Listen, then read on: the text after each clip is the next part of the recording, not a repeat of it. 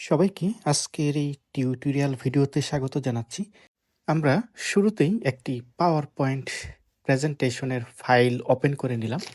আর এখানে আমরা power point থেকে ওই রিবন থেকে সরাসরি নতুন একটি স্লাইড নিব। নিউ স্লাইডে ক্লিক করব। ক্লিক করার পরে আমরা দেখব যে এখানে অনেক ধরনের অপশন আছে।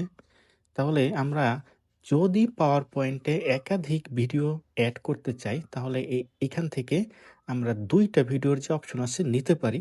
কিন্তু সাধারণত প্রেজেন্টেশন আমাদের একটি ভিডিও ক্লিপ একটি স্লাইডে দেখানোর প্রয়োজন পড়ে।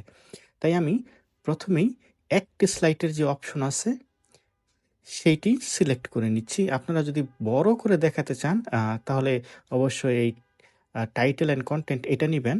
কিন্তু যেহেতু আমি বাঁ পাশে প্রেজেন্টেশনের জন্য লেখা রাখতে চাচ্ছি যথেষ্ট পরিমাণ বর্ণনা এবং ডান পাশে ভিডিও ক্লিপ, তাই আমি এইটি সিলেক্ট করে নিলাম।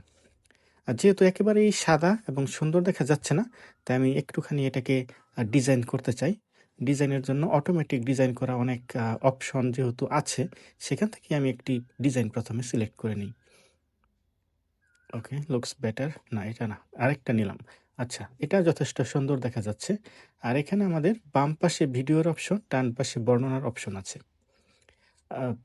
লেখা যেহেতু একটি সাধারণ বিষয়, এখানে আপনি আপনার টাইটেল এবং এখানে সেই ভিডিও ডিসক্রিপশন লিখতে পারেন, যেটা দিয়ে আপনি আপনার প্রেজেন্টেশনের সময় ব্যাখ্যা করবেন। আর ভিডিওর জন্য এখানে দেখেন অনেকগুলো অপশন আছে। এটা হচ্ছে টেবিলের জন্য, এটা চার্টের জন্য, এরকম। আমাদের ওইগুলি দরকার নেই, আমাদের যেহেতু ভিডিও দরকার, এখানে ভিডিওর যে অপশন আছে এই অপশনটিতে আমি ক্লিক করলাম। ক্লিক করার পর আমি আমার এই ফোল্ডারে আগেই একটা ভিডিও ডাউনলোড করে রেখেছি।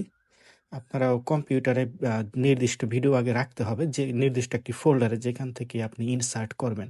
আর আমি এটি এখন ইনসার্ট অপশনে ক্লিক করলাম।